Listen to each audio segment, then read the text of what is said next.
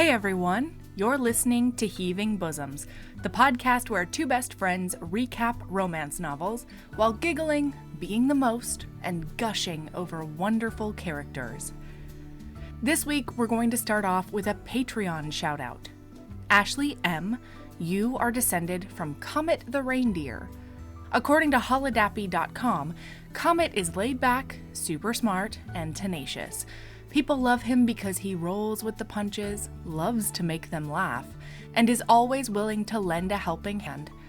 Plus, you're just as honest and fair as Comet is known to be. And while all of that is absolutely wonderful, you soar through life, impressing others as much as a magical reindeer who can fly around the world visiting every child in one night.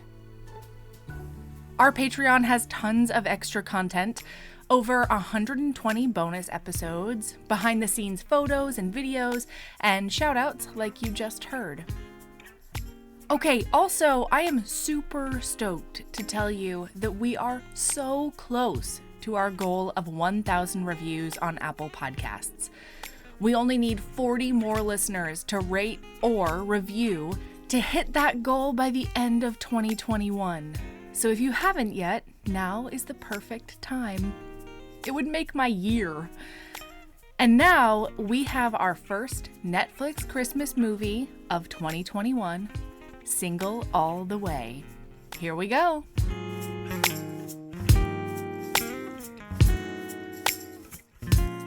Did that feel better for you, Erin? What? That we went to 8? That we went to 8. I was thinking about it when you went to 8. I was like, she went to 8, and that makes me a lot more comfortable. I did that for your comfort. You should. You know? Thank you.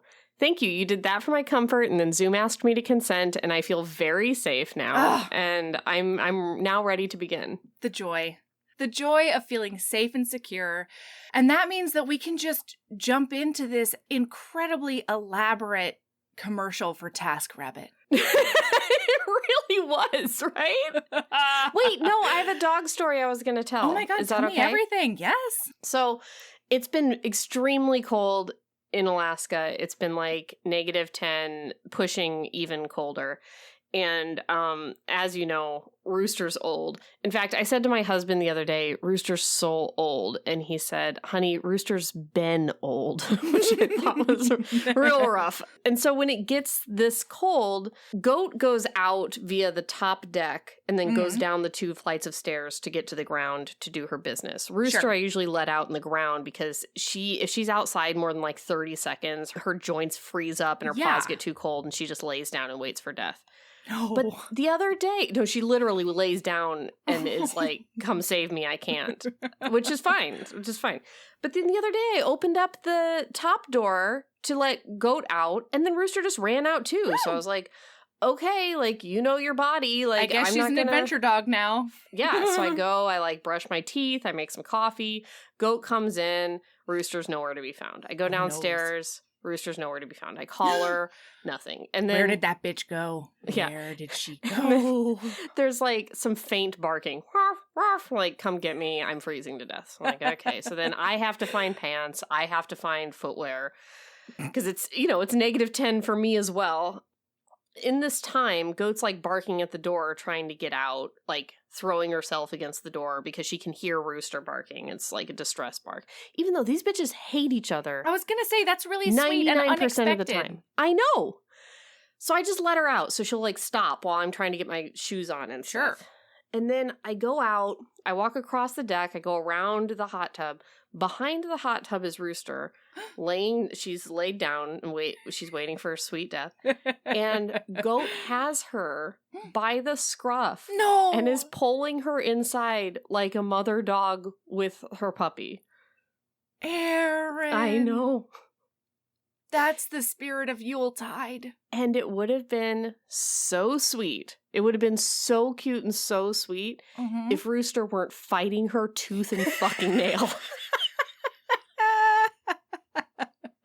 Like, couldn't like get up and run away or like get up and actually fight because like that's the predicament she was already in. But man, was she just like, fuck you, like just like trying to snap at her with her bare gums, because as you guys know, like all her teeth are now pulled, and just like gnashing of not teeth, gnashing of gums, trying to get away. Oh, they didn't let her keep the 3? She has 1 canine and then 2 in the back, but she has none that line up, so she can't chomp anything.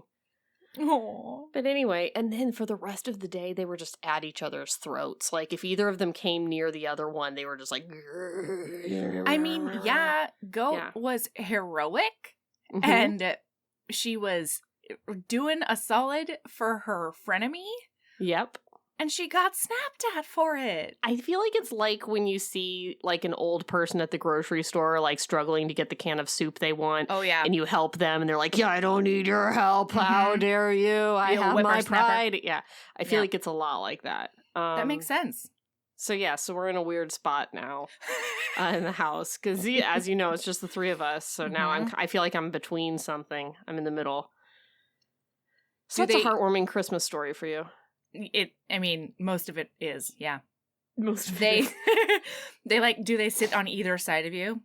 Yeah, always. Being like, I'm not going to associate with her, but I am going to be next to you. Well, they always sit on either side of me. But then anytime either of them like moves in any way, it's like a low-key growl at the other one. It's like a low-key, are you coming for my territory? You know, that kind of thing. Always. And Goat has to be on the right side and Rooster has to be on the left side of me. And if the other one lays on the other side, it's like a full-on brawl. And I don't know even why they try it, because they're still just as proximate to me as they would be on the other side. Like, there's no favorable... Plus, I don't know why they try that, because it seems like they agree. Yeah, I know. Like, I don't understand. I don't get it. I think most of the time it's just an honest mistake. Fair enough. Like, one will lay down and then be like, fuck, and then they're in a dogfight. They can't help it. Can't come back from it. Let's talk about Handy Bunny. Handy Bunny, do you wish the dog in this had been in there more? Was there a dog? Oh, yeah, there was a dog. There was a dog. Yeah, it was kind of like about a dog a little bit. Twas indeed. Yeah. I mean, it's okay. I didn't love when they, like, insulted the dog and then it clipped to the dog being like, roar. I hate that. I don't like that. Yeah. But I did like the dog. He did look soft. He's very sweet. Yeah. Yeah. Yeah. Okay. We are at a big gay photo shoot for, I thought, shaving cream, but it's actually for razors, even though none of these men were holding any kind of razors. Is it really? It's been for razors, because when Peter asks James later in the movie if he wants to do a photo shoot, he says, do you kind of like maybe want to be in an ad for razors? And I was like, razors? I was for sure it was shaving cream. Yeah. And like later when they show the ad, they're holding shaving cream. Yeah. But like out of his mouth, Peter said razors. Oh. He's bad at this. Wow. Yeah. Wow. Okay. Anyway. So... yeah, we're at this big gay photo shoot. It is adorable. And Peter's sitting there with an agent pal. And it's very clear that Peter, like, hates his job, but is very good at it. Except for the whole razor shaving cream debacle. Listen. Sometimes there's a miscommunication. Sure. So, anyway, the agent is like, so, are you bringing Nick to the party tonight? And he's like, yeah, I'm bringing Nick and my boyfriend, 'cause I have one. And he's a doctor. And he's so handsome. I felt like the first 5 minutes of this movie set back gay rights about 30 years. I felt like we were in 1994. Like, this was a hard Will and Grace opening that I was pretty concerned about. But then it does even out. Then it does become okay. They do at some point turn into people. Right. And I felt this way watching it. Also, Cole just watched it and texted me like, wow, the first 10 minutes of this movie. So I know I'm not alone. So just, give it a chance. Okay. No, I felt the same way. Yeah. So we go back to the apartment and Peter, our main character, has like a lot of plants that he talks to, and they all have names, and one of them pokes him, and he's like, "Gasp, Julian." Judith? Oh, Judith. It's like, why? Judith. Why did you do that to me? Like, Judith is an aloe? Don't be jealous. I love you just as much as I love Linda. I really liked him. That endeared him to me. I mean, I can't throw stones since I have a spider plant named Beauregard. Oh. And I have all of my plants have names. Oh.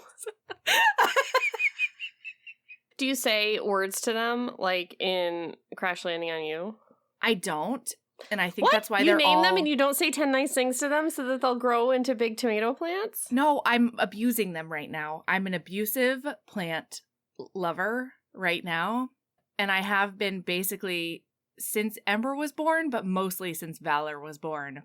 I feel really bad in the wintertime that I'm not doing enough for my dying plants. Yeah. But then I remember it's not really my fault. It is my spot in the northern hemisphere. It is. Yeah. It is how close I am to the North Pole. And I have no excuse because I'll just go 3 weeks and forget to water them. That can Even be though good I for have some like plants. calendar reminders. I know. You need to get just those kind of plants. I know. Yeah. Anyway, sorry. I have big guilt over Beauregard and the rest of the crew. So we go to like a big fancy party. Yes. That is apparently like a very hard invite to get, and I can understand why it does seem very fancy. Very.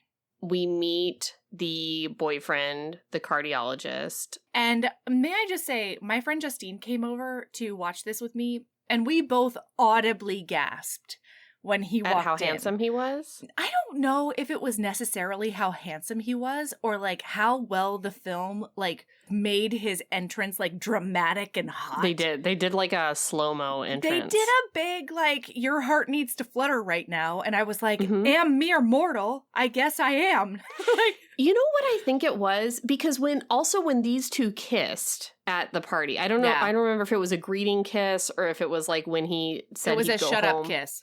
Maybe that was, I don't know, whatever it was. I was a little like, and I think the reason why is that I've been watching too many like sanitized Lifetime and Hallmark movies where the kisses are just like, you know, like are just not even like eyes open, falling asleep on each other's faces. This was a real kiss.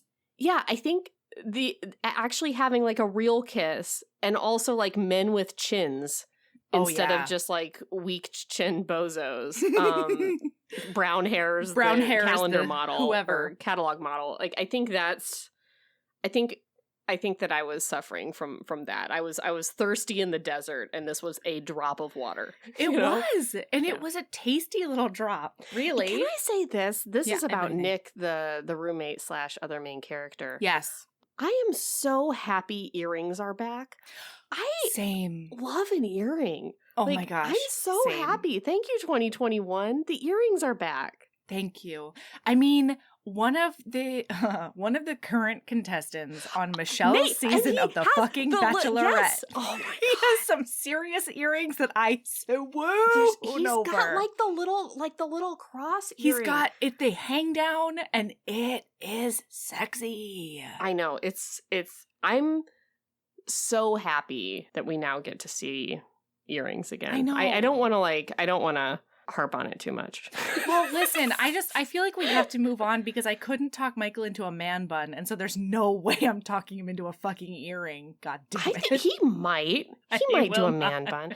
Well, guys, just know that it's like very like Kiefer Sutherland and the Lost Boys. It's very George Michael. It's a great trend, and I'm glad that it's back. Okay. I love it. All right. So now he has like a FaceTime conversation with his family so that we can meet Peter, the main guy. We can kind of rapid meet all the family. Yeah. So we've got a mom and a dad and an aunt. We've got 2 aunts and a sister. Is that right? No, 2 sisters. An aunt and 2 sisters. I keep forgetting that that what's her face is an older sister. Yeah. Yeah.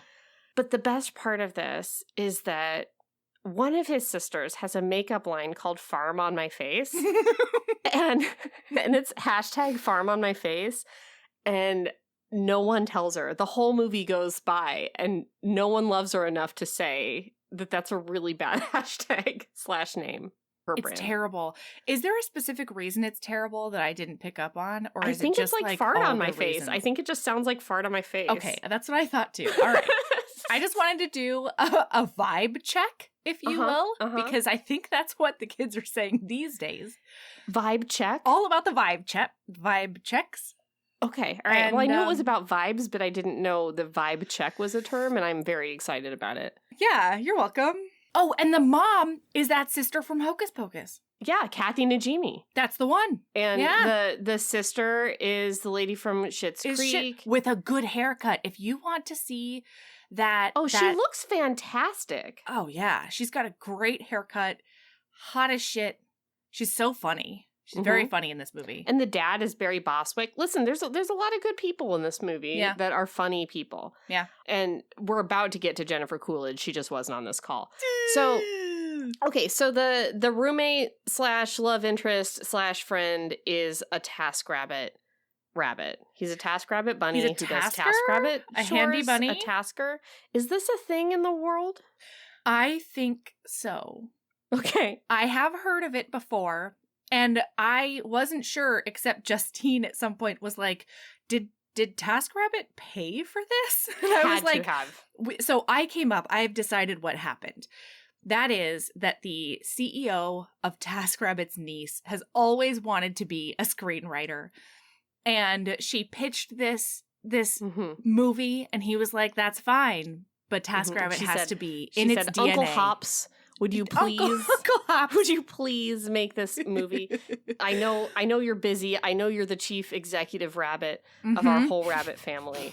Of the whole Warren. But yes, but would you mind helping me make hop, skipping, and jumping onto this movie? Please. And he twitched his little nose, and now here we are. This was a stupid joke brought to you by Erin. Erin and Melanie. I was there. Yeah, so he's like always doing taskers, and Peter says something about like, oh, you can't accept any more TaskRabbits or something like that, and he's like, no, it's not called a TaskRabbit, like I'm the TaskRabbit. Like we get a lot of terminology too. Yeah, he had to explain the whole thing, and then he made sure to bow down to capitalism and say, plus, it makes me happy. It's all about helping people. Yes, exactly. And so it makes me happy down to my little worker bee core. But then immediately when he goes to his TaskRabbit task to put up Christmas lights for this family, the lady's like, yeah, we hired somebody like more legit to do this, but he did fall off our roof and die. So like, it's clearly like, they set it up as, like, I'm doing stuff for people who, like, need it, but it's, like, two very able-bodied people who could put up their own Christmas lights, assumedly. You know, I don't know their life. But, like, can't. Also, the more legit, not TaskRabbit person, like, straight up died trying to do the task, so they hired somebody who doesn't have insurance and isn't an employee of anywhere and doesn't have a union. Which is a little bit of a tough look for TaskRabbit. Which I don't think they thought about. Yeah. So then her husband gets out of the car, and it is that cardiologist that Peter is dating. Okay, I went through a whole journey on this, all right? And it was sad. I'll tell you that much. All right. Just from, like, my intellect's standpoint. Okay. That is, because when they're at the party, when they're together, they're like, oh my gosh, like, we've been together 3 months, la la la. And then he's like, come home for Christmas. Yeah. What was that man gonna do? Wait. Okay. So this was my journey. So he was like, come home to New Hampshire with me. And he was like, I can't wait to come home to New Hampshire with you. Bring, bring, bring. And he looks down at his phone and he's like, oh, the hospital needs me. Do you think he wasn't ever a doctor? No, he's a doctor. Oh, okay. But that was definitely his wife. And he has the perfect job to get out of shit with his mistresses. Yeah, that's what I thought too. He was going to ghost him at the last minute and be like, oh, I can't go because of the heart problem with big patient. Big, serious, important patient. And so Justine's sitting there being like, yeah, like that's definitely, and I was just like, I can't believe it. Oh my God, that was definitely his wife. Like, holy shit. Yeah.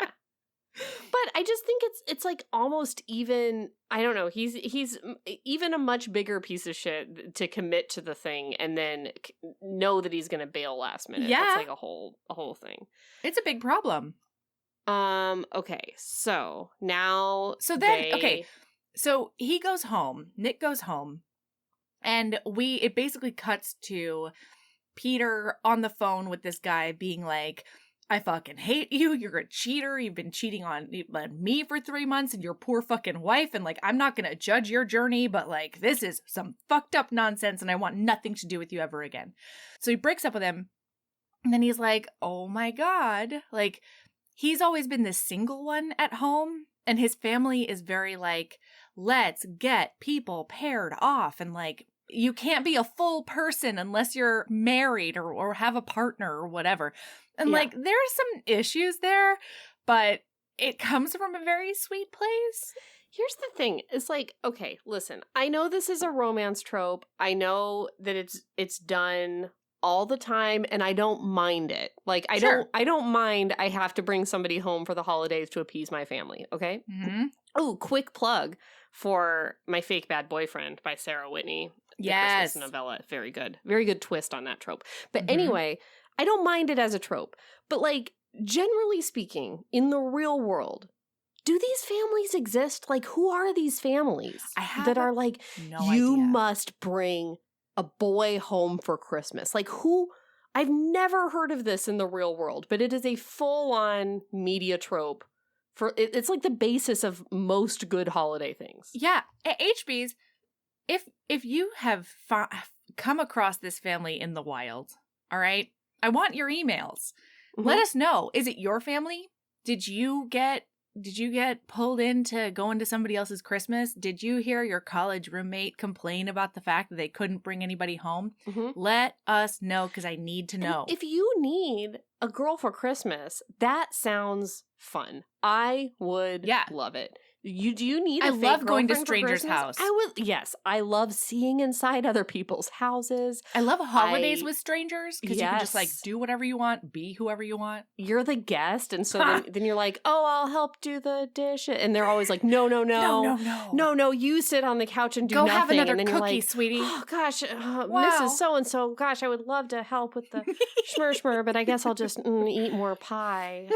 Like, I love it. I love being a guest at somebody else's family bullshit. Invite me, please. Mm-hmm. Yes. Thank you. Same. Thank you. All right. So, anyway, he's like, I told my sister, especially Schitt's Creek sister, that I was bringing somebody home. I told everybody that I had a surprise for them, which is problematic. And so he is packing, and he's got like this tower of sweaters because he just is having a meltdown. He's having a panicky meltdown. And Nick comes by, and he's like, okay, sweetie, how long are you going back for? Like, you don't need that many sweaters for 10 days. He did have some great sweaters while he was there. Excellent sweater game on Peter. Yeah. Mm-hmm. But then he's like, hold on. You're going to be here alone for Christmas. I'm going to do a mild emotional manipulation on you about your dead mom. Yeah. So that you will come to my house. Here's the thing. Okay, I would like to know when Nick's mom died, because the idea is like, hey, you should come home with me and pretend to be my boyfriend and tell my parents that we've fallen in love after all of these years as friends and roommates. And your mom did die, so you probably don't want to be alone on Christmas with all those memories. And listener, this never comes back. Never do we mention Nick's dead mom again. And also, when did that mom die? Like, recently? Like, because was he with her last year for Christmas? All of these other Christmases, when Peter has gone home alone and he's lived with Nick, did he leave Nick alone to have memories of his dead family? These are all my questions. While he, like, just goes home to his wonderful New Hampshire family? These are all my questions. Yeah. I know. Also, no one in this movie had a New Hampshire accent, which I was really bummed about. Like, I didn't hear anyone say "look it" one time, and that really bothered me. I love a thick New Hampshire, and it. Wow, I've never even encountered one of those. Ooh, I've known two deep New Hampshire boys, and that is a really unique accent. That's fun. I'm going to have to YouTube that later. Oh, hey, HBs. I don't know if you've heard, but we have a Patreon. For as little as $5 a month, you get over 150 bonus episodes, most of which include Erin, videos of regular episodes, author hangouts, and so much more. Do you want to hear Erin and I recap every single episode of Crash Landing on You? What about a little film called Psycho Stripper? Do you want more recaps of ridiculous Thanksgiving and other holiday books and movies? And how do you feel about Naima Simone and I recapping amazing reality TV? All of that and more is on the Patreon. There's so much content at your fingertips as soon as you sign up. Seriously, hours and hours. Anyway, it's patreon.com/Heaving Bosoms Podcast if you want to check it out. And of course, that link is in the show notes. Keep being a badass.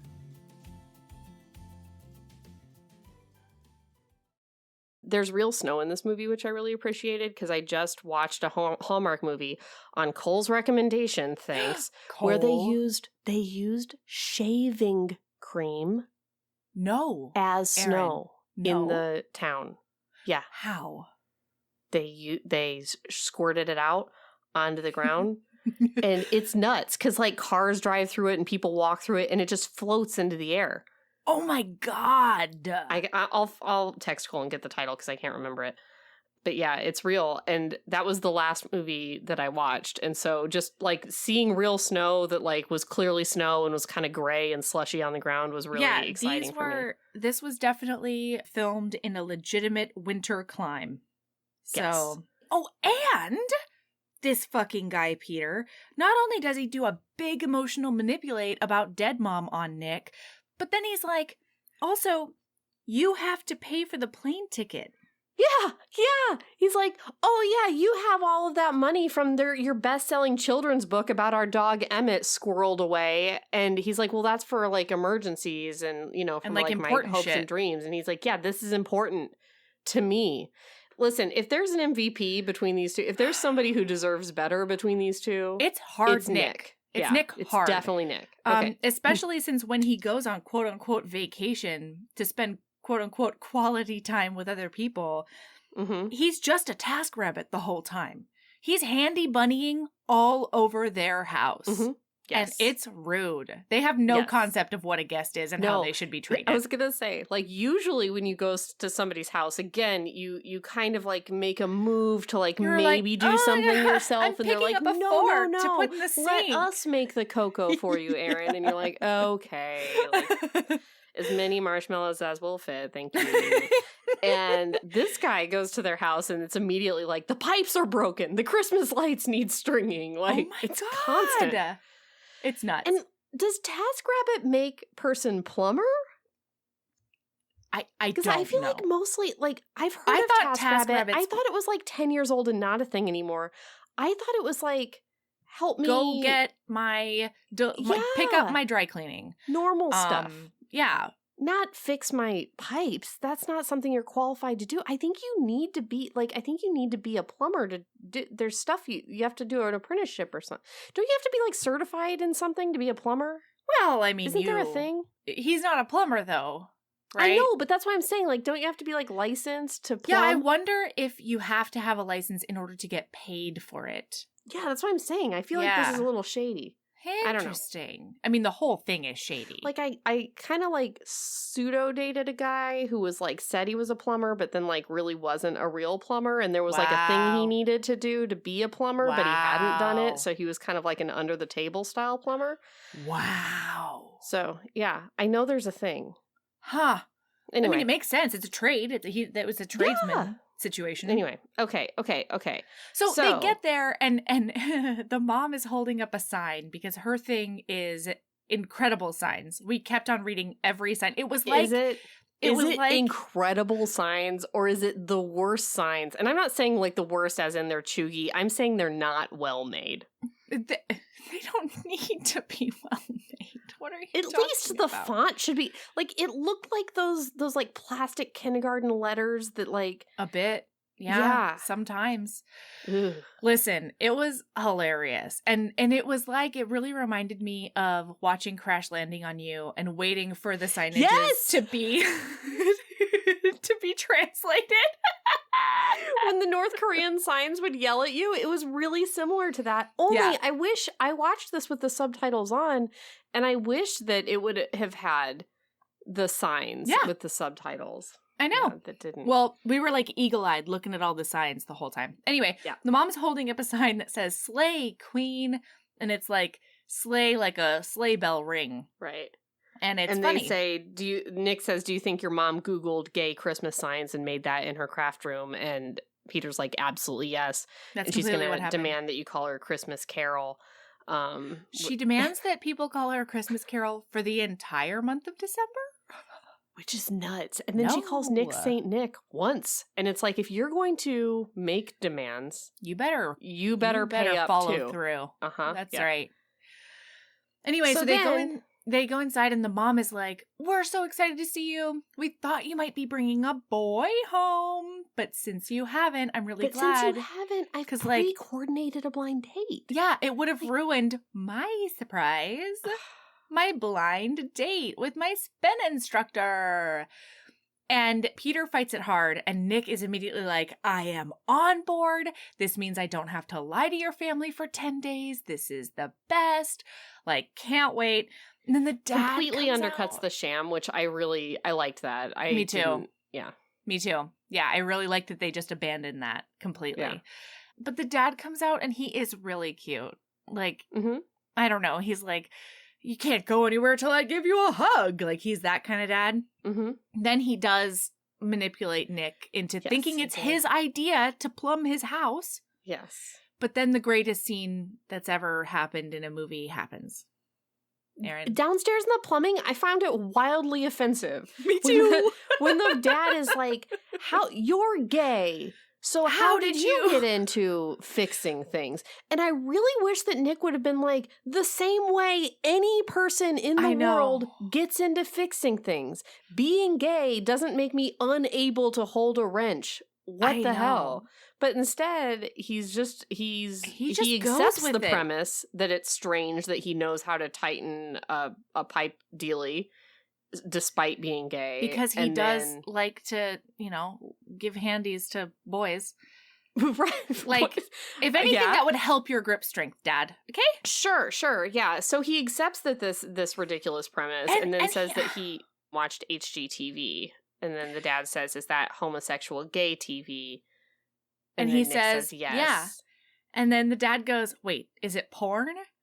And then he comes back, he looks back at me, he's like, kinda. Which I thought was a great way to end the scene. I just wished I wish you would have called him on his bullshit a little bit. I was trying to figure out the entire time in this movie what it was trying to do, right? Because the parents are very much like incredibly enthusiastic about Nick and about Peter and his love life. And like, it's not, I'm setting you up with a girl. It's like, we love whoever you love. We just want you to have something long term. Right. Mm-hmm. And so in that way, they're incredibly accepting. But then this movie is riddled with like, I don't even want to call them microaggressions because that just seems like just a legit aggression, Mm-hmm. And then like the mom's whole thing is, I've been reading this book called My LGBTTT Child. Loving your LGBTT child. Loving your LGBTTT child. And everybody corrects her and she's like, yeah, that, totally. And so the mom is like, trying to sexuality explain the rest of the family, being like, well, I learned in my book that like men can be friends with men just like heterosexual women can be friends with men, and like it doesn't have to be sexual, right? Like as if this is a brand new idea that she's come to with her like mid-30s son, early 30s son. Mm-hmm. Like he's incredibly established. He's minimum 32, I swear. Mm-hmm. And so I couldn't figure out like what it was doing, if it was trying to say something, if it was just like a cluster mess. I think that what they were trying to do was pepper in realistic things about going home to your small town family. And some of those things were, I think, attempted, like, I haven't had this experience, so I don't know if they rang true, but were supposed to be like, this is what it's like to be gay and go home to your small town family. Like, your mom's reading a book about gays, like, your father's making, like, kind of offensive statements, but they're trying. Because there were a lot of other things like that. Like, your mom trying to convince you to move home. Like the mom trying to get on Facebook and failing, the kind of the normal, regular, like small town Christmas problems that you face. And so I think that was kind of what they were trying to do there. Okay. But everybody means well. It's like his job calls at some point later in the film and says, you have to do this impossible task and you have to do it on Christmas Eve. And he's like home with his family and he's trying to, everyone's had this experience, I think. And he's like panicking in front of his mom and his mom's like, well, did you tell them that you just can't do it and it's impossible? And he's like, yeah, mom. Yeah, mom. I told them that. And she's like, well, could you just tell them that, could you just do this? Could you just do that? And then she says, no. Do you want me to call them? Yes. And that's like a real mom experience, you know, and she means well, but it's like kind of harmful. And so are the plugs to move home. And so is her continually mentioning this book. And, but it's all from a loving place. It's just like a little bit misguided. And I think people who have moved out of their small town to a bigger city probably identify with all of these experiences. Yeah. That's what I think they're trying to do. I don't know if it was successful or not, but I think that's what. Okay. I don't think the movie is that tone deaf. I think they're trying to write characters that are tone deaf but mean well. Yeah. Yeah. I just don't know how Nick doesn't just school the dad. If I were Nick and the dad said that, I would be all over it. But yeah. Anyway. Okay. So what happens next? They go, Nick wakes him up by banging on the window because he has decided that he's going to take it upon himself to finish the lights on the house without anybody asking him. He's just doing it because it brings him joy. Wait, no, you've missed a lot of stuff. What? So the whole family comes, the kids come. Oh my God, you're right. The kids do this really difficult thing for me personally where they ask about the dog because Nick wrote this children's book that the kids have and stuff. And they say, where's Emmett the dog? And he's like, oh, he's at the Holiday Hotel. And then the child says to the dog owner, do you think that when you left him at the Holiday Hotel, he thought that you were leaving him forever just like his original family? And now he thinks that you've left him? Fuck off, child. That hit home, you little bitch. And then I was like, why was this included in the film? Why did they just put me through that for no reason? And then, it does come back. Well, we find, because we find out his first book was all about adopting Emmett. Right. From the pound. Yeah. So then Aunt Sandy comes. She's singing Joy to the World.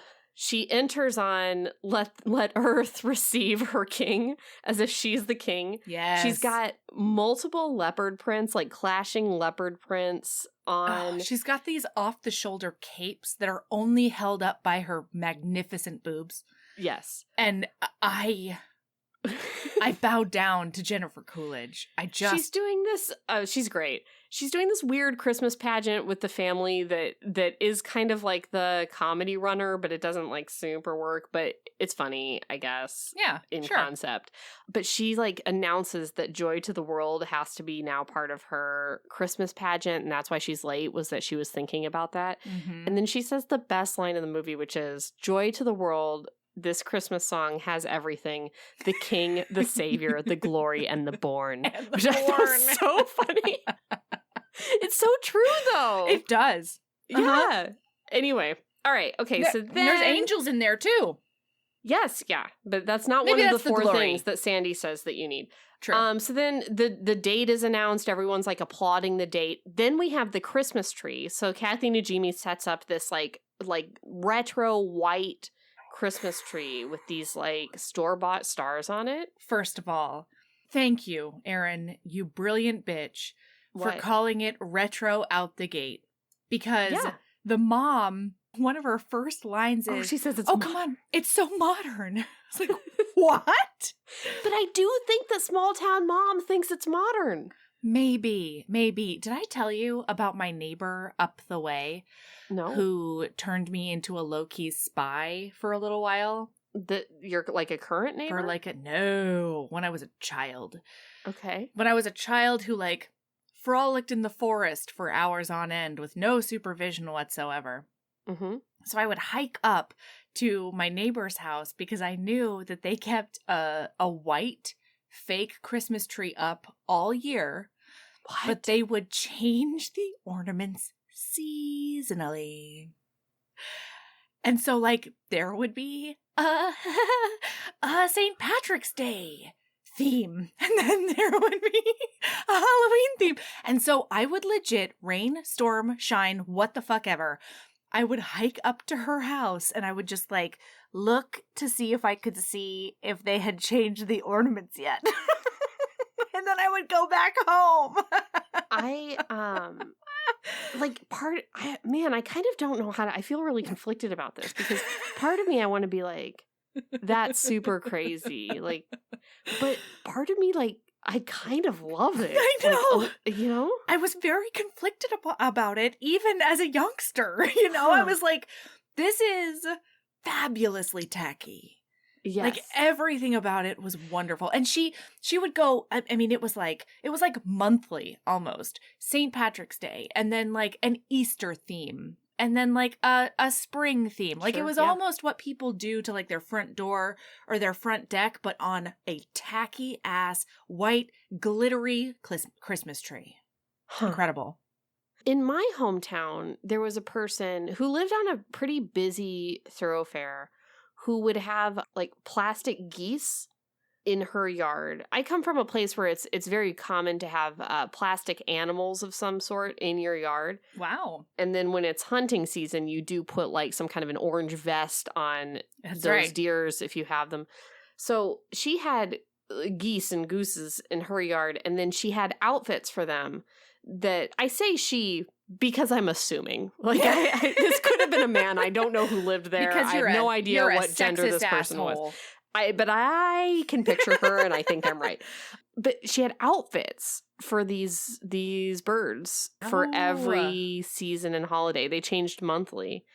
Little hats. Incredible. And so I've told this story to several people throughout my life about the lady with the geese. And some people are like, wow, incredible, like you were just now. Mm-hmm. And then other people are like, yeah, that's a thing. No. Mm-hmm. Oh, yeah, goose outfits. Yeah. We know about that. And they're all older Midwestern women. So, like, apparently this was at some point a trend. Wow. To have gooses that you put outfits on. And the same lady was always selling vacuum cleaners from her driveway. There were always vacuum cleaners propped up in the driveway with prices on them. What do you think that's about? I don't know. They were used. I like it. I mean, they weren't new models. Wow. So she was a vacuum, like, scrapper. I don't know. And reseller. Where was she getting them? Was she repairing them? Maybe she was a vacuum repairman. Maybe she was a vacuum... repair tinkerer. Vicky. Yeah. I don't know. Have I told you about the longhorned cow on I-5? No. There is a statue of a giant bull on I-5 in the middle of this field that has actual cows in it. Anyway, it only made me think of that because they do dress that one up for Christmas that I know of. But I've driven past it several times because it's on like the giant, north-south corridor of the West Coast. But they dress it up for Christmas and it's pretty great. I haven't ever dressed up anything for the holidays, but maybe I should. Here's the thing I think about the white Christmas tree. I don't hate it. I like a retro Christmas tree. But I think if you're going to have a silver Christmas tree or a white Christmas tree, you also need to invest in the color wheel that goes below it. Are you familiar with what I'm talking about? No. So a lot of these trees back in the day when they were popular had a rotating turntable that the tree would be on, which is super smart considering like then you don't have a back where the bad ornaments are. Yeah. You have everything. Or it would be like just a turntable where you would put a clear I don't know how to say, like, you know, Like when a you'd have like an cellophane? overhead projector, Yeah. with like with colors, and then it would light up the tree different colors as it turned. And I feel like you've got to invest in that if you're going to invest in one of these retro trees. Yeah. My friend Penny had one of the metallic ones. They lived in this really cool, like, retro 70s house that had like the exposed rock and the shag carpet and kind of like a lot of the features, like the built-in like curio cabinets and stuff like that. Yeah. And they bought it from a woman who had it since like the 50s or whatever. So it had all these features. And they didn't redo anything. They just bought all vintage stuff to go in it. It was so cool. And she had this really cool metallic Christmas tree with the color wheel and its spin. Ugh. That's great. Yeah, that's really smart. Anyway, everybody thinks this thing is an abomination. Just ridiculous. And she's like, and she is me, because I do not have a tree in my house. She's like, yeah, I'm the one who has to clean up the fucking needles, you assholes. I mean, she's right. Yeah. So, you know, I say mom gets what she wants because y'all aren't going to help. Anyway, so they're all mad about it. And then, I don't know, then they go to bed, right? Let me see here. So they do go to bed, and Nick is... That's when Nick wakes him up. So that's what you were talking about before. But first, one of my favorite lines in the whole movie is they go up to bed and he's like, I cannot believe that you ended our relationship. And he's like, I ended it before it even began. And he's like, no, it began in our fictional backstory. And then you go and you tell me that I should go on a date as if we're looking for a third. I was like, funny. Oh, I love it. So then he wakes him up. So now, so he wakes him up. He's like jet lagged. His date is at 1 and like Nick's waking him up at noon. So weirdly, this mom has Peter go to her spin class where her spin instructor is to meet him for the date so that she can introduce them, which is kind of crazy. And then he's getting texts from his work where he's like, they're saying like they picked a top 38 photographs and he has to choose from the 38 top photographs. And he's like, oh my God. And then he says flames on the side of my face, which I really, really appreciated. I loved it. Wonderful Clue reference. Yep. Then this guy comes out and this guy was like far more hot than the cardiologist. He came out in the total slow-mo, like towel around his neck, like torso, very sweaty. It was nice. Yeah. Is what Mom it was. did well with this setup. And he was totally prepared for this date because before he left, Nick said, don that gay apparel. Yeah, it was cute. So then they go on the date and it's really cute. And Peter was like, my mom's probably been talking about me so much. You probably thought you were going on a date with the hottest, smartest, coolest, most interesting person in the world. And then this James, like, super hot guy says, how do I know I'm not? And then he does snurfle his entire peppermint latte. Yeah, it's rough. But then he makes him snurfle it back later, which is good. Which was inexplicable to me. He didn't say anything snurfleable. No. But like, I don't know that anything is ever snurfleable. I don't know that I've ever snurfled any coffee out of anything ever out of surprise from a compliment. That's ridiculous. Wow, Erin. Okay. You want to just come at me where I live? I'm sorry. You've snurfled a hot chocolate because somebody said you were pretty. No! Please. No, definitely not. But I've snurfled about other things, and it was foamy. Out of surprise? I don't remember. It may have been hilarity. I could see a laugh. Yeah, like I could see being mid-drink. I snurfled something live on Cole and I's podcast one time. I don't remember what episode it was. Or maybe he snurfled. I don't remember. One of us had tea that was like coming out our nose. But like, you know what I have done? That makes sense because that's like an uncontrollable reaction. But to be like me, pretty, would be nuts. Nuts.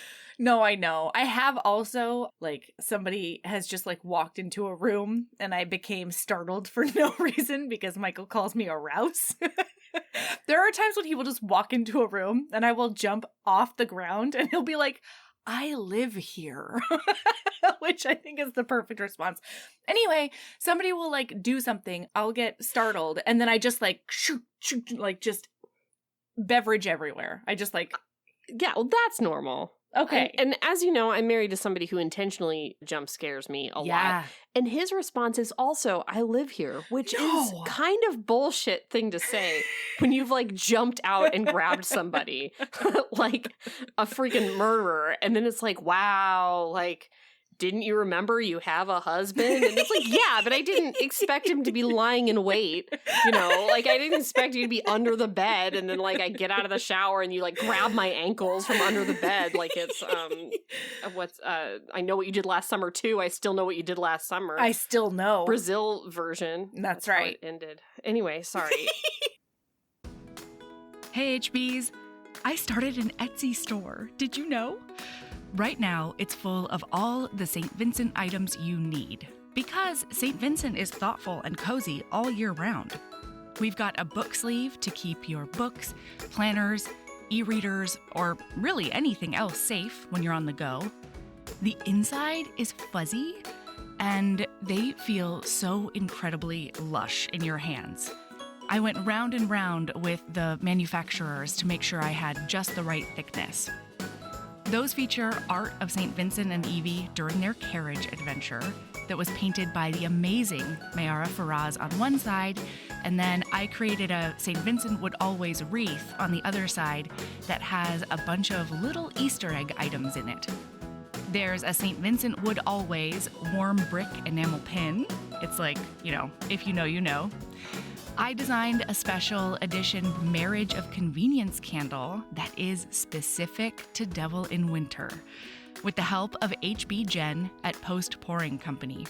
It combines dark amber for St. Vincent and rosewood for Evie, and it smells so delicious. It's hard to even wrap my brain around. So if you want to treat yourself, or be the St. Vincent you want to see in the world by getting a care package for a friend, check out our Etsy store. The link is in the show notes. Okay, so Nick's back at the house. They're doing this weird present wrapping ritual that doesn't matter and doesn't make sense. Doesn't matter. The mother is getting signs for everyone for Christmas. Mm-hmm. One of the signs reads, "Let's all take a moment to appreciate how spiders can't fly," or something to that effect. And then, like, Nick has to, like, fake a laugh, which is like, oh, been there, buddy. I loved it. I loved it like, so much. You like the sign? What a funny, random thing to just... No, Melody, that sign is not funny. Listen, I'm not a sign person, you know? But, like, if you're gonna be a sign person, it may as well be off-the-wall bullshit like that. If you're gonna say vibe check, I'm gonna tell you that sign was chuggy as fuck. You need to check your humor bone. It was a whaty? Chuggy, it's chuggy. Wait, is that's what the kids call that stuff? Saying? Yeah. What's like the stuff that we like? What's a chug? I don't really understand it, but all the stuff that all the stuff that we like is chuggy. Is chuggy? Is that because they finally figured out they can't call us boomers? Yeah, maybe. But like the font on the signs, you know, like the sign font, chuggy. Yeah, signs, chuggy. Pumpkin spice lattes, chuggy. Scarves and boots, chuggy. Black leggings and red plaid shirts, chuggy. Okay, like the whole that whole aesthetic. Go too far. The 90s are back. Okay, I can wear as much flannel as I fucking want. For them. But the way we wear it is chuggy. Do you get what I'm saying? Yeah, I'm going to have to Urban Dictionary the fuck out of this. Yeah. Mm-hmm. All right. So anyway, I want to take some time to examine some of the signs. Yes. Relax, we're all crazy. It's not a competition. Is one of the signs.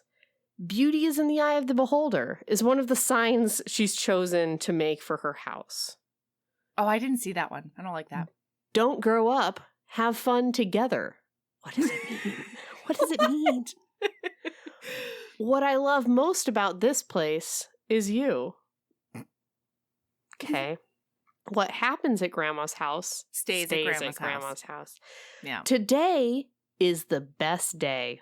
Is what just says today is the best day. What? Is one of her signs. One of my very favorites is, you want breakfast in bed? Too bad. I'm asleep. And that's in her guest room.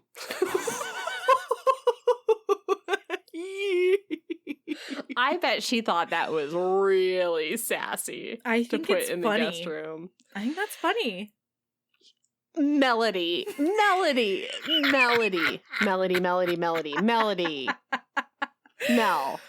Yes, Erin.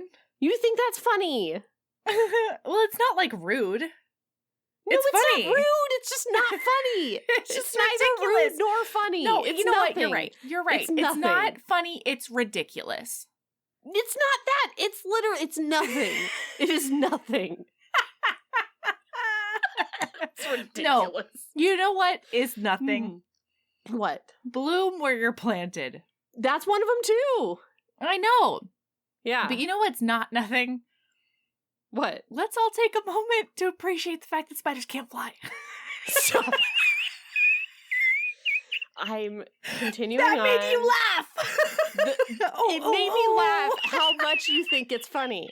So, moving on, these two, Nick and Peter, encounter each other at the wine store. Nick has gone out to get wine. Peter has realized that he will need wine later. Oh, because he's bringing home a Christmas tree. There was this whole scene of them putting a Christmas tree on top of a car. On their date, they went and got a Christmas tree, which caused them to have to, like, do a lot of, like, forced touching to get the tree on top of the car. And, like, one of them slipped and the other one caught him. And it was very cute. It was really cute. But I have to say, those are not the same fucking trees. The one they put on that car was no less than 16 feet tall. Oh, yeah, that was huge. It was huge. And the tree they put up in the house was not that big. It was a normal tree. Also, like, don't surprise your mom with a real Christmas tree. Like, just... No. Just have the tree that your mom bought and put up. Don't force traditions on your mom who's already working so hard. Please don't. But they do, and he gets wine to maybe smooth that over. So they're talking about, like, whether it was a good date, and Peter kind of, like, can't tell Nick that it is a good date, which is like a big sign, but he doesn't understand that yet. Then when he goes home and he tells his mom that it was a good date, she kind of, like, gets it out of him that it was a good date. Did you notice that she grabs her boobs in surprise? Yes! You did? Yes! And I sat on my couch and I screamed, I do that too! You do that. And then I promptly grabbed my boobs. Yeah. You and Kathy Najimy have something in common. Oh my god, I'm just honored to be here. Because I feel like that wasn't a character choice. I feel like that's something she does in life. That was a real reaction. Yeah. Okay, so then when he says it's a good date, then the teen girls who are Shit Creek ladies' daughters start plotting. Oh yeah. Aren't they her daughters? Yeah. They are her daughters, sorry. I thought you meant they were like, from Schitt's Creek. We need because they have decided that Peter and Nick need to be together and they don't like this at all. Then the dad also, like, says around Nick, hey, we always thought that you and Peter would be together. Well, and, you know. Wait, but first, yes. It's because... So this is the one time I'm okay with him making Nick do work. And it's because when Peter tells everybody that it was a good date, Nick gets this sort of, like, faraway look on his face. Yeah. And the dad's like, hey, why don't you and I take this out to the garage? Yeah, it's kind of sweet. It's really nice. And then in the garage, he was like, you know, we always thought that you two should be together. Yeah, he's really baiting him to be like, do you love my son? And then the two girls pop in and they're like, we agree with Grandpa. You and Nick you and Peter should be together.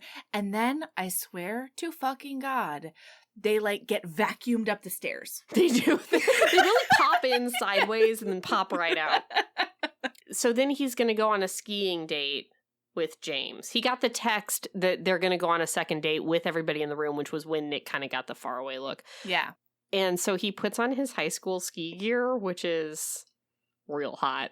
Adorable. And he definitely inherited the sign gene from his mom because the stickers on that helmet. I know. Like, I love to shred. Yeah.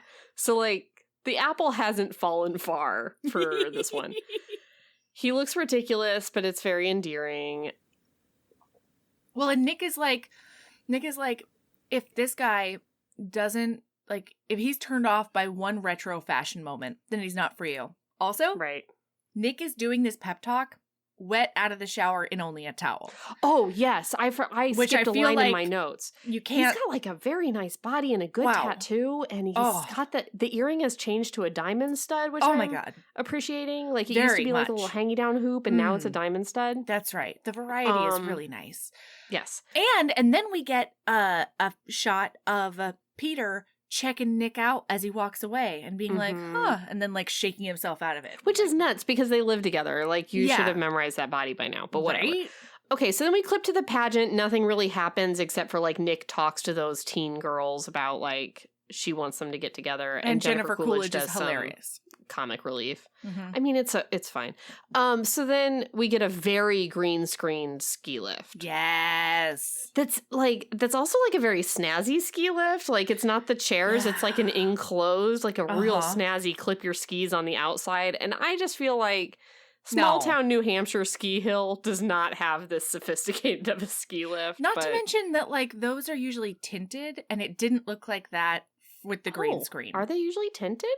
Well, it looked like that from the outside. I've never been on such a fancy fucking ski lift, so I never would I thought know. It looked like that from the outside. Maybe that was just like a weird shadow. But when I saw the shot from the outside, it looked tinted. And then on the inside, it was very much open air looking.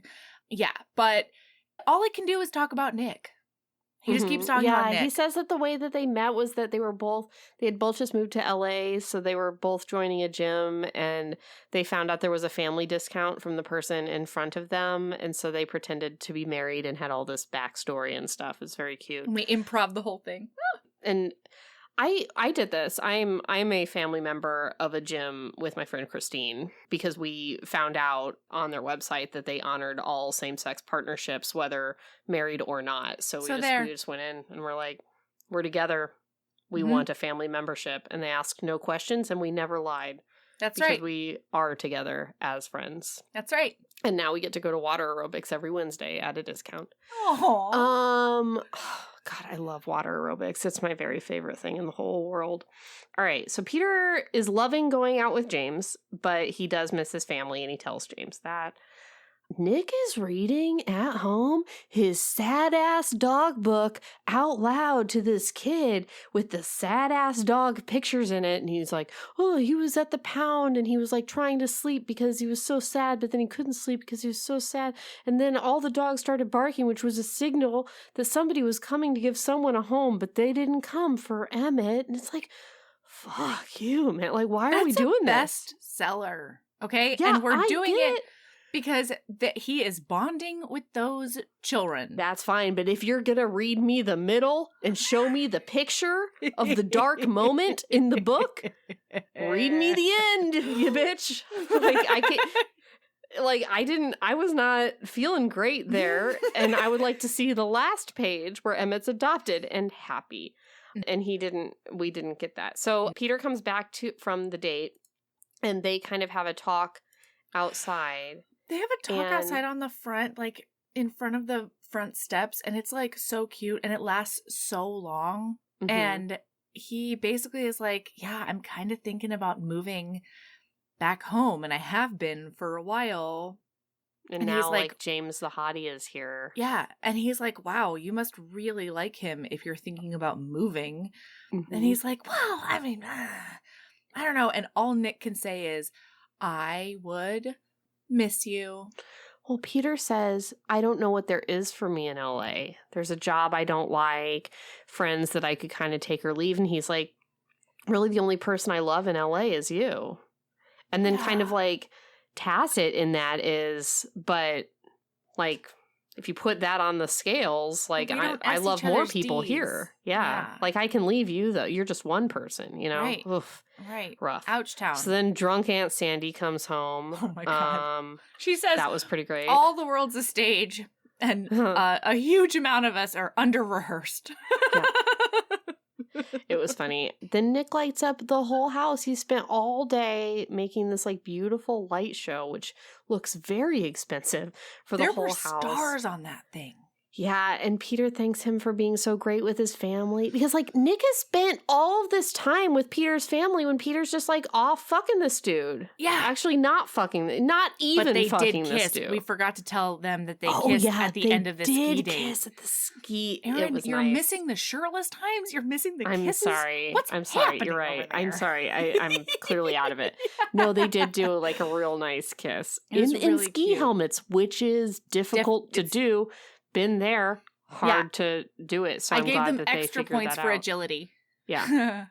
Oh, we do another pageant scene for comic relief. It's about the children getting off book, and Jennifer Coolidge is like really mad that they haven't memorized their lines yet.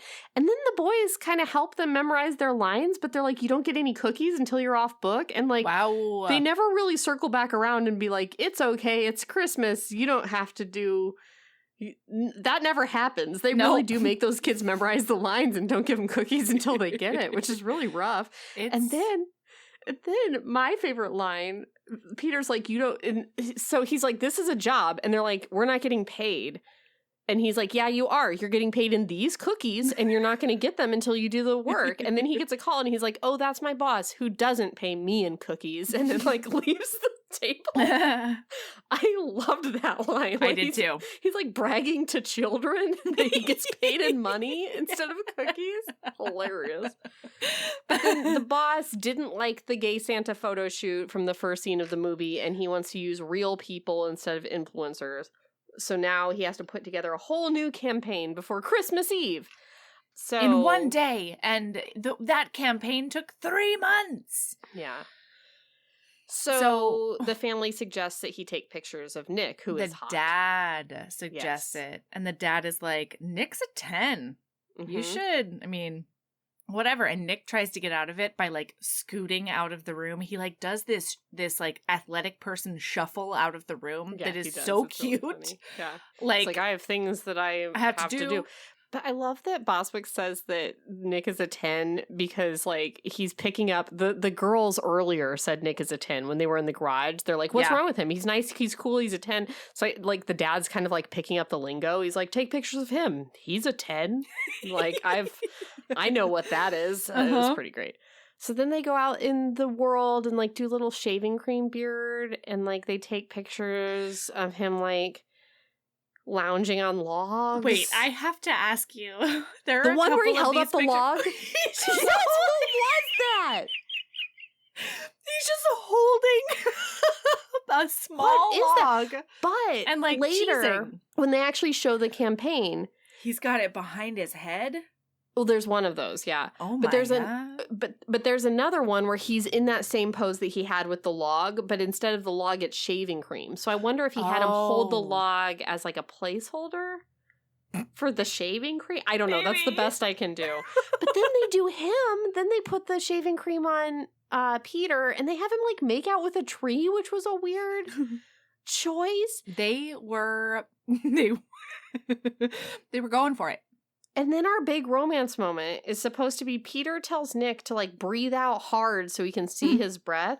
And then Nick does a big poof, and it's like, whoa, that's sexy hot. But it's kind of crazy because it's not very sexy hot, even though they try to make it that way. And also, they've been out there for a long time and we've never seen their breath. No, he vaped right before that. It happens like again.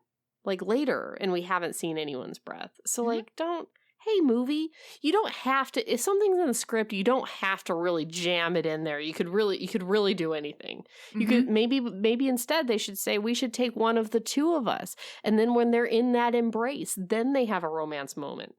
All you have to do is be like, this isn't working on the day. And then you can change it. Because it wasn't working. It did not work. It was hilarious though. It was rough. Okay, so then he gets a call from James to go on a date, and he's like, I'm going to go on this date. No, he's like, should I go on this date? Mm-hmm. And Nick is like, of course you should. You should go. And he's like, why should I go? And he's like, I feel like you want to go. And he's like, I feel like you want me to want to go. And Nick is like, I can't with this right now. So like, go or don't. He goes. And they go to the sister's bar, the sister from Schitt's Creek. Which is called Lisa's Crisis. I loved that. I'm obsessed with that. It's Lisa's Crisis something, like Lisa's Crisis Lounge maybe, or something like that. Yeah, I loved it. She tries to ruin their date by like bumping. So they like have a family initiative to ruin this date with James, and she like bumps into Peter, blames it on him as if like that would make him be like, whoa, what a loser. She bumps into his Peter sister. and then like puts an entire hamburger into James's chest. Yeah, and then she like high-key blames climate change on Peter. Yeah. High-key. She said, like, at one time she had an idea that would end climate change, but then Peter made her forget it. Yeah, because he's so self-centered. Yeah, and he now we ruins have everything. global warming. Like, thanks for the ice caps, Peter. Yeah, this does not deter James. No. As you might think.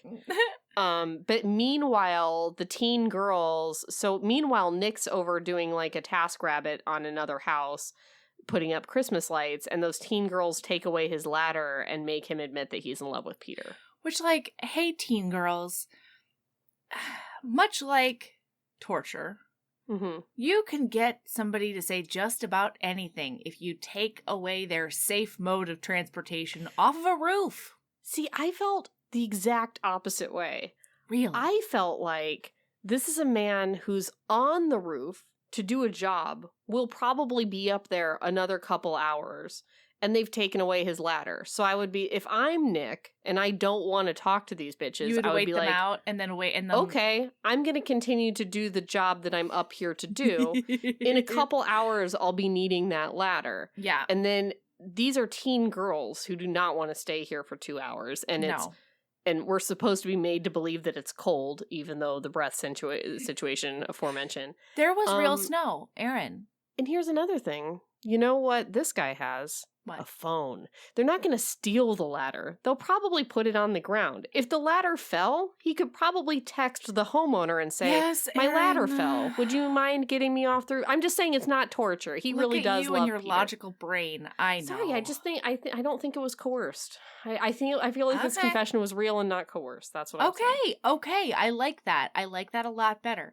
Anyway, he is like, yeah, I'm in love with Peter, but I'm not going to do anything about it because I don't think that the feelings are reciprocated. Right. And they're like, okay. And then we get the second best scene in a movie of all time. This is the scene where James also poses for the ad. Oh. No. Okay. Well, the next scene is that James also poses for the ad because Fair. the boss texts him and says, can you get more models to do stuff like this? So he takes pictures of James. He has James do the exact same stuff that Nick did. Then James asks him to come upstairs. And Peter's kind of like, yes. And then he's like, no. Right. Which is rough for everybody watching the movie. Yep. Who knows that Nick is the one. Yep. And then is probably the scene you're referring to. Yeah, the dance that they do. The dance. No. The Come next on. scene is that Peter comes home and finds that the girls are in his bed, and so he has to get in bed with Nick. Oh, which was very cute, which I really liked. That they had to both cram into a little twin bed, and they had to face each other on their little pillows. But then it got so awkward, Erin, and I'm like, it doesn't have to be awkward, boys. Just kiss. Mm-hmm. Yeah. So then they get up in the morning and the teen girls look like sluts for that pageant. Yes. And everybody's like, look how slutty they are. But I thought they looked pretty cute. Like, I didn't think they looked that slutty. Like, all the parents are very concerned, but I thought they looked pretty cute. Maybe not for the Virgin Mary in a pageant, but this pageant's fucked anyway. Let them wear what they want. I mean, fair enough. Yeah, the pageant is a mess. Like, if it was a regular Christmas pageant and, like, my daughter was wearing that to be Mary, I might be like, tone it down. You're going to look ridiculous next to the other people in like regular robes, you know? But like the whole thing was nuts. Like Jennifer Coolidge is dressed as Glinda the Good Witch. Why does it matter? They just have their tummies showing. It's fine. It is very cute. Yeah. So those girls then corner Peter to ask him if he has feelings for Nick. And he kind of gives them a non-answer, but they're like, we've confirmed it. And then there's the dance scene. They hear what they want to hear out of him. Mm-hmm. And then they turn on a Britney Christmas song and they do a choreographed dance that they've been doing since the girls were like 4. And I was charmed. I would like to learn every motion of that dance. And that's all. That's all. Erin was not equally charmed. I was mildly charmed. I was more charmed by in the way next Nick scene was looking at him while he was dancing. Oh yeah, and children. also the girls go up to Nick and they say, "We talked to Peter, and the feeling is mutual. He loves you too," which is rough. So then they go to the pageant, and Jennifer Coolidge reads this like motivational speech. I'm very charmed by this. Reads like a full motivational speech to everybody off of a piece of paper, and it's very like poignant and good, but also like stilted. Yes, very stilted, but well written. And then Peter turns to Nick and says, "That is word for word Madonna's pre-show prayer from, what was it, Truth or Dare? I don't remember." Oh, fantastic. I thought that was funny. Like, number one is flames on the side of my face. That was my favorite part of this movie. Yeah. This joke was 100% number two, because you sit there and you listen to her like do a wooden reading of this thing. Oh my God. And you're like, what is this? Why am I watching What's it? It was happening so funny right now? Oh I my loved God. it. It was so good. So then we do the pageant, which is nuts. Yeah. And the only thing that's important about that is that you watch Peter and Nick like snuggle for Jesus off on the side. And then the parents watch them snuggle for Yes. Jesus. Like one has the arm around the And other. James watches them snuggle because James comes to the pageant. James is a good guy. Justice for James. No, listen to me. James must be protected at all costs. Yeah. But Like, I think he was protected at all costs from the movie, except he didn't get that D, unfortunately. Well, but I've got some hot takes, so stay tuned. what do you mean? They're normal hot takes. They're normal melody hot takes. I don't Anyway. think he's into Jennifer Coolidge. I think it was made clear. How dare you? I knew it. He made it clear. He doesn't want it. How dare you think that I would? The man's gay. I don't think he should be with Jennifer Coolidge. That's not my hot take. Then what is your hot take? What is it? They should be looking for a third. Oh my God. Shut it. Normal melody hot take. My God. I forgot who I was talking to. Thinking I was going to push a gay man into the arms of Jennifer Coolidge. Come on. I started watching Succession the other day and I texted Sarah, like, am I in danger? I need to know up front if I'm, like, going to be in danger of, like, falling in love with one of these weak-chinned monsters, like, in this show, because I need to prepare myself. And she was like, no, none of them are even in the least bit attractive or sexy in any way. And I was like, okay, then I'm going to watch this show. And then, like, maybe, like, 4 or 5 episodes in, I text her, I'm like, this Culkin is pretty interesting. And she's like, oh, yes, sorry, I completely forgot who I was talking to. Yes, yeah, you're right. It's going to be a problem. Thanks. You're in too deep. Yeah, and I'm disgusted with myself about it. Oh, maybe I should start watching Succession. How far No, in are you'd you? hate it. You'd hate it. Okay. I've stayed away from it because I think I'd hate it, but yeah, you'd hate it. Okay. Oops, my husband's trying to FaceTime me. Stop. No, X. Okay, so then afterwards, Nick says that he corners Peter and he says, I'm in love with you. And Peter's like, I'm scared and I'm worried about our friendship and I want to move home. And then all of a sudden, like, James shows up and then he sees the Instagram photos and then Nick sees that he did the same Instagram photos with James. And so their moment wasn't real. And then they're like, let's all go to the bar. And then it's like, it's over. But it's also bullshit because that moment was real because the thing is that the movie did this whole thing for the parallel because he did it with James. He didn't get the same butterflies. And so, right? And I posit that he tried to do it with James so that he would get the same butterflies. I bet. Ooh, and it didn't work out. And Nick is like, fuck this. I just got hard turned down by my best friend. I don't know how I'm going to live the rest of my life. And so he is going to leave. But because he is so dedicated and really, he's looking for some self-care. He's looking for like a spot of joy. And so he does take one of those TaskRabbit handy bunny jobs because that is what fulfills him, Erin. Okay? So, yes. There you go. So he goes to this... What?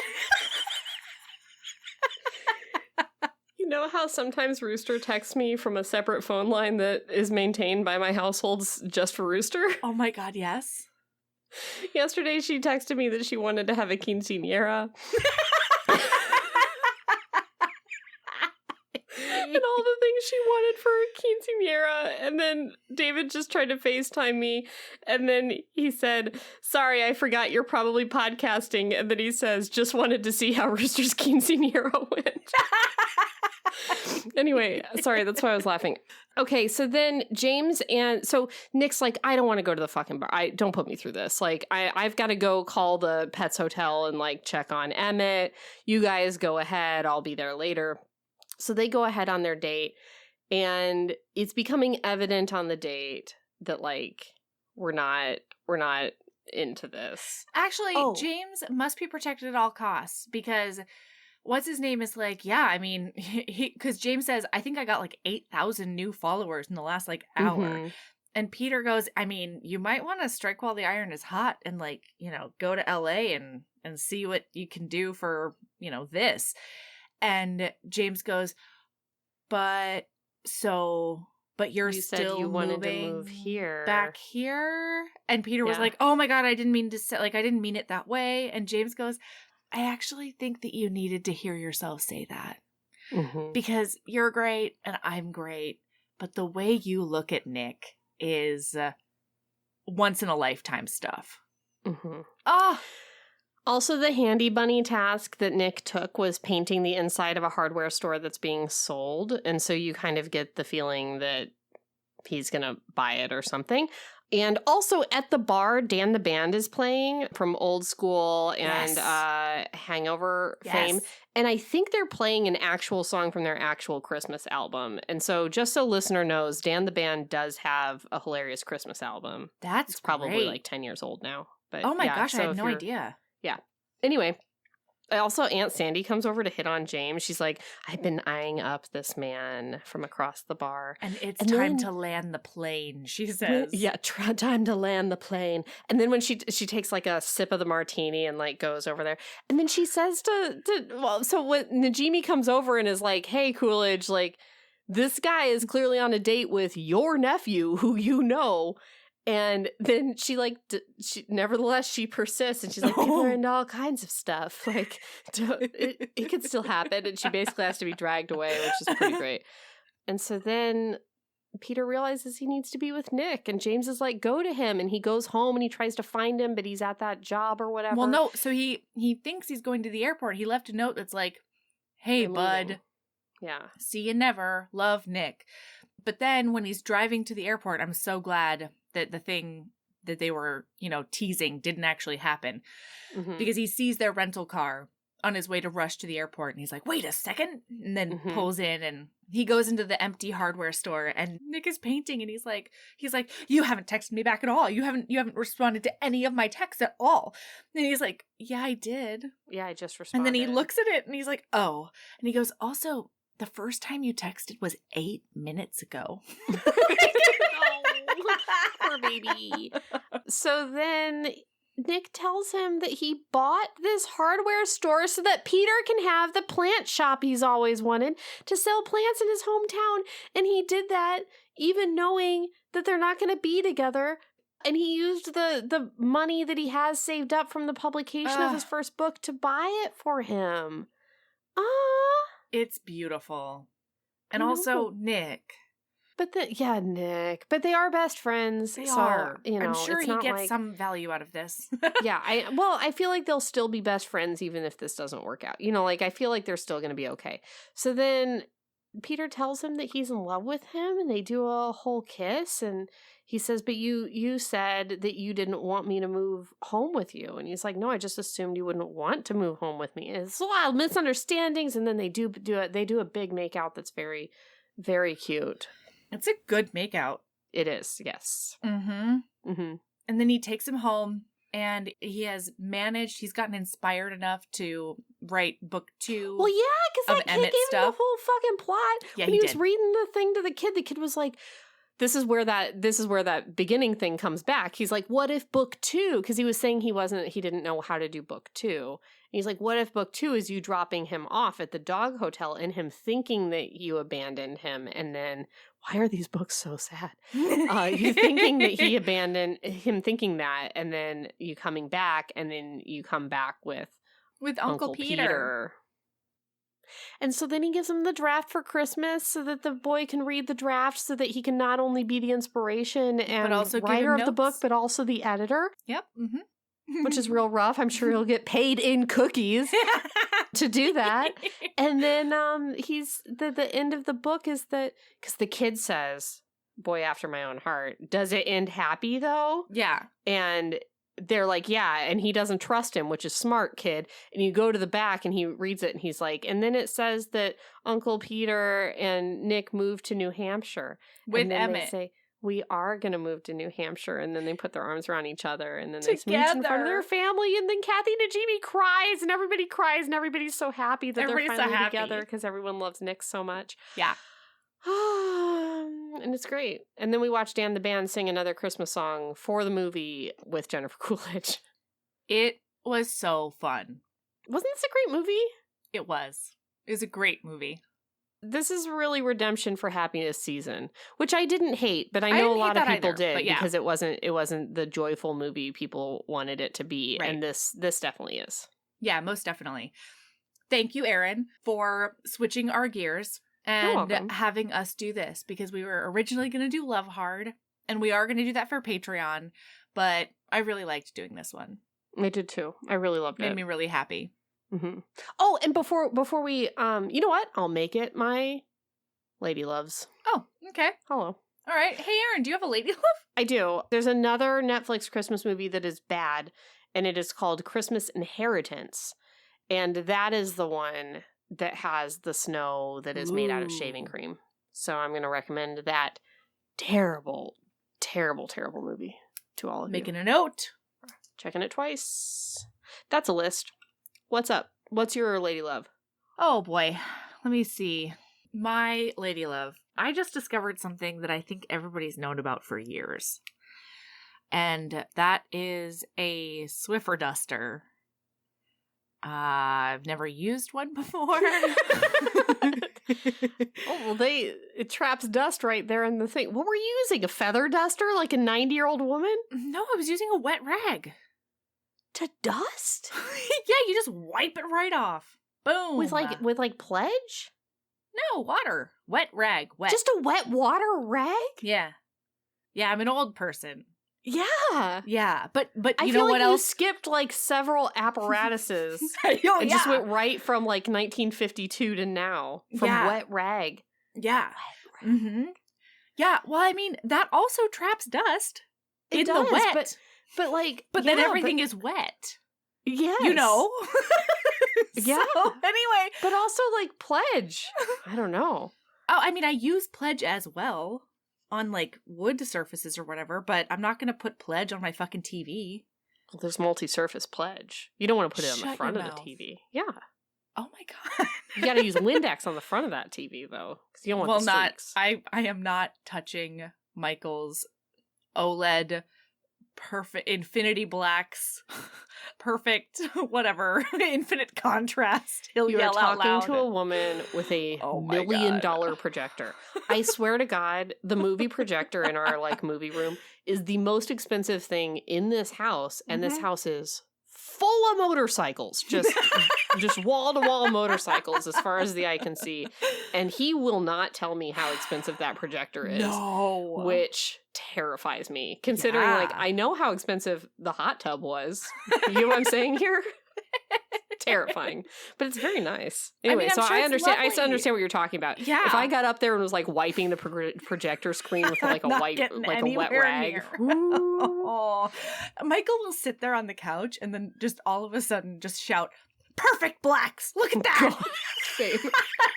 And then something like actiony will happen, and he's like, "Infinite contrast! Oh my God, I'm so glad we got this TV." When we upgraded from the very expensive projector to the obscenely expensive projector, the justification was the blacks on the thing. And I was like, that's impossible because black is the absence of light. And the projector is the projector can't project black better. There's no, I don't understand it, and I refuse to understand it. Yeah, agreed. And this asshole, who I love infinitely, who you love, of course, said to me, I can't wait. On the new projector, there's a darkness button David! that makes the black much blacker.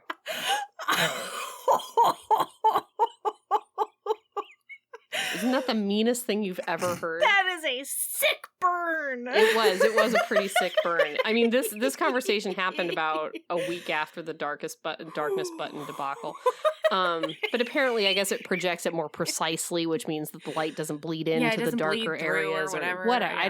Whatever. I don't know. Listen, I know. What's hilarious is David won't watch a television show to save his life. Can't make it through a movie. Yeah, he just likes that it's down there. He just likes that it exists in case he ever does need it to watch, like, David. the 3 movies he watches. Like, when the, like, mood strikes that he wants to, like, go watch Airplane, then it's perfect on a huge movie screen for him. I was gonna say, David, like, can't sit still long enough to be in front he doesn't of watch anything. a TV. In fact, we joke because I wanted a really nice couch to sit on to watch this stuff. Of course. And the couch that I wanted was too expensive. He thought that a couch should not cost that much, and I pointed out the amount of money we spend on motorcycles, and then he went on vacation, and I bought the couch that I wanted while he was away. And you got it at a deep discount. You were smart about it. But then we call it my motorcycle. Like, what are you doing? I'm going on a ride, vroom, vroom. And that does mean that I'm sitting on the couch with my heated blanket watching my stories. Didn't he say something, like, very shady, too? Yes, because when I said that, I think I've said this on the show before, when I said that he spent a lot of money on motorcycles, he was like, yeah, but motorcycles are fun things that you have adventures on. And that's, like, my passion and my dream. And I'm like, yeah, but sitting on the couch watching television is, like, the adventures that I like and my passions and my dreams. And he was like, wow, like, you need to really that's just the person you want to be. Repeat that back into your head. Hear what you said. And then you did, and you stood by it. Vroom, vroom. I've got that couch now. It's real comfy. It's got cup holders in it, and I love it. It does. Yeah. Cup holders light up so that you always know where your drinks are. And Erin! I'm basic as fuck, but it's comfy. I love it. I love it. Okay. You can find us on all the places. Follow us on Instagram at Heaving Bosoms, Twitter at Heaving_Bosoms. Go to our website. You can find everything, including but not limited to the Patreon, where we're about to finish up Chloe. And we're about to do Love Hard. Erin just did this, like, Hallmark Lifetime Christmas movie extravaganza at me, and it was amazing. Yeah. And that's it. Oh, we have holiday merch. Yeah, really holiday fun. merch, Crone Goals, Reindeer Mafia. Yeah. Get that. And don't pay for expedited shipping, even if you order it now. Just, like, print out something and, like, put it in a box. You know? Print out, like, a picture of the item and, like, put it in a box. Why? Because because paying for expedited shipping through TeePublic is so much. But then you get your items on Christmas, and you're able to give your gifts on the right time to your loved ones. No, you can just be like, look what's coming. No, my lady love is spring for the expedited shipping if you really love someone so that they can have their gift on Christmas. That's my Erin, I've never given you a gift on time in either of our lives. And that doesn't mean I love you less. I know that to be true. It's just because I am physically incapable of it. Hey, listen. I think I accidentally am going to get you a Christmas present on time this year. But we don't have the kind of relationship where we sit down together on Christmas and open presents. Yeah, that's true. So you would never need to put a picture of something in a box for me to open to say it's on the way. I'm just saying if this is like your significant, I don't know, people can't afford stuff though. I'm just saying if you can afford it and to have the presents for people, you should. That's all I'm saying. Jeez. All right. You're right. Okay. Keeping a badass. And love yourself as much as you love. I was going to say the King, the Savior, the glory, and the born. The born.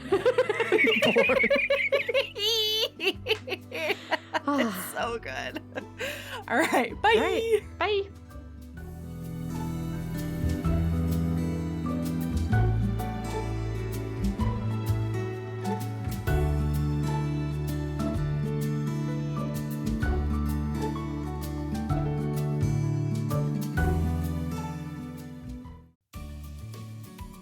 Hey, you. Yes, listener, you. Are you loving the show? If so, please leave a rating and review in your podcast app. The 90 seconds you take to say something nice not only helps new people find the show, but it makes me super smile over at HBHQ. Also, I've had a few people ask, and the answer is yes. We are still doing the 5-star bribe. If you leave us a review with 5 stars, then we'll do whatever book you want. We're real deep into the list, though, so it might be a while. Lilas! Okay, back to the show.